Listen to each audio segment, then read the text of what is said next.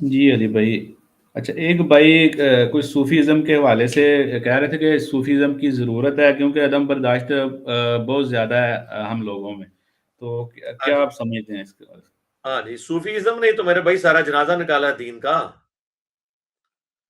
Sufism کی وجہ سے ہی نا یہ سب کا سب مسئلہ خراب ہوا ہے۔ اس وقت جن جن چیزوں کو آپ عدم برداشت کہہ رہے ہیں، وہ کون سے مکاتب فکر ہیں جو عدم برداشت کا شکار ہیں؟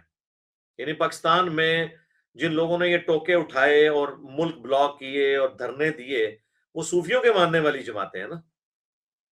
اس سے پہلے رشین وار کے دوران جن لوگوں نے اسلحہ اٹھایا، وہ فرقہ جو ہے اس وقت دیوبندیوں کا، وہ بھی صوفیوں کے ماننے والا ہی تھا نا۔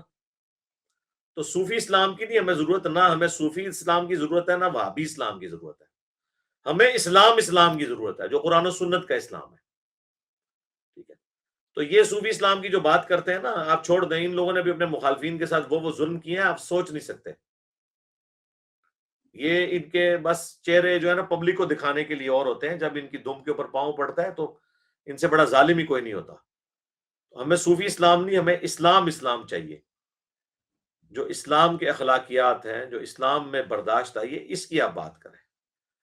صوفی اسلام جو ہے نا، وہ جس طرح سے یہ پریزنٹ کر رہے ہیں، وہ تو لوگوں کو آپ سمجھ لیں، اب یہ مناسب ورڈ تو نہیں ہے یعنی، لیکن اس کے بات سمجھ نہیں آئے گی، وہ تو خسی بنانے والا ہے لوگوں کو۔ یعنی آپ شیطان کو ننگا ناچنے دیں، آپ چپ کر کے اپنا نماز روزہ کریں۔ شیطان چاہتا بھی یہی ہے کہ آپ اپنا نماز روزہ کریں، آپ شیطان کو ننگا ناچنے دیں، آپ برائی کو روکنے کی کوشش نہ کریں، جہاد باللسان نہ کریں، اپنی خانقاہیں بنا کے بیٹھ جائیں۔ تو پھر ہم اسی پہ تو ڈاکٹر اقبال نے ٹونٹ کیا تھا، نکل کر خانقاہوں سے ادا کر رسم شبیری۔ شبیر حضرت حسین ابن علی کا لقب ہے کہ خانقاہوں سے نکلو، رسم شبیری ادا کرو۔ اگر خانقاہ بنانی ہوتی تو وارث رسول جو تھے وہ اہل البیت حضرت حسین ابن علی، ان سے بڑا کوئی صوفی نہ ہوتا، لیکن وہ صوفی تو نہیں بنے، ٹھیک ہے۔ حضرت علی نے کوئی سارے صوفیاء کی بنیاد حضرت علی کی ذات کے اوپر ڈالی ہوئی ہے۔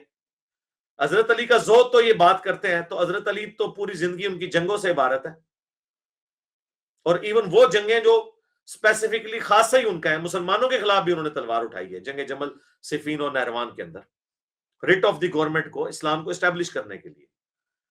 تو حضرت علی کی ان کو زہد اور بوریا نشینی نظر آتی ہے، لیکن ان کی تلوار نہیں نظر آتی کہ انہوں نے عدل و انصاف کے لیے کس طرح کسی چیز کا بھی لحاظ نہیں کیا، وہ آپ کو ان کو نظر نہیں آتی۔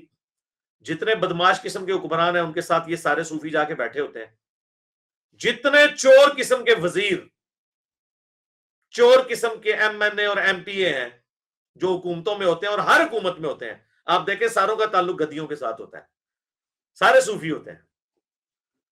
تو یہ چھوڑ دیں، صوفی اسلام نہیں ہمیں چاہیے، ہمیں اسلام چاہیے۔ اسلام میں جو تصوف کا یہ ایلیمنٹ ہے جس کی میں تعریف کرتا ہوں، اخلاقیات والا، اس کے لیے لفظ ہوا ہے، استعمال ہوا ہے زہد۔ کتاب الزہد چیپٹر ہے پورا صحیح مسلم میں، اور امام بخاری نے اس کے لیے ٹرم یوز کیا ہے کتاب الرقاق، دل کو نرم کرنے والا چیپٹر، اس میں جو حدیثیں ہیں۔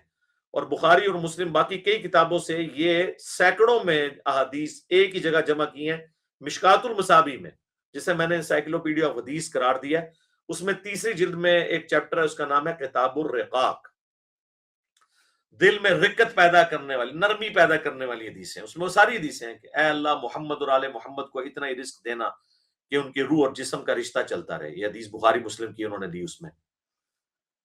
اور اسی طریقے سے اما عائشہ کا قول بخاری مسلم سے کہ ہمارے گھر بعض اوقات 1 مہینہ، بعض اوقات 2، بعض اوقات 3 مہینے تک چولہا نہیں جلتا تھا، اور فاقوں کی 2 بتی، 2 کالی چیزوں، پانی اور کھجور کے اوپر گزارا ہوتا تھا۔ اسی طریقے سے دنیا اور آخرت کی مثال جو صحیح مسلم کی حدیث ہے ایسی ہے جیسے کوئی شخص انگلی ڈبوئے سمندر میں، جو پانی لگ جائے وہ دنیا کی زندگی اور سمندر آخرت کی زندگی ہے۔ اس طرح کی ساری سوز و گداز والی احادیث مجھے زبانی درجنوں یاد ہے بخاری مسلم کے حوالے سے، وہ آپ کو کمبائنڈ فارم میں مل جائیں گی مشکات کے اندر، اور اس کے اوپر میں نے ایک لیکچر بھی ریکارڈ کروایا ہے، وہ میں ضرور کہتا ہوں آپ دیکھیں۔ یہ ان چند لیکچرز میں سے اپنے میرے جو مجھے خود بہت پسند ہے۔ مسئلہ نمبر 51،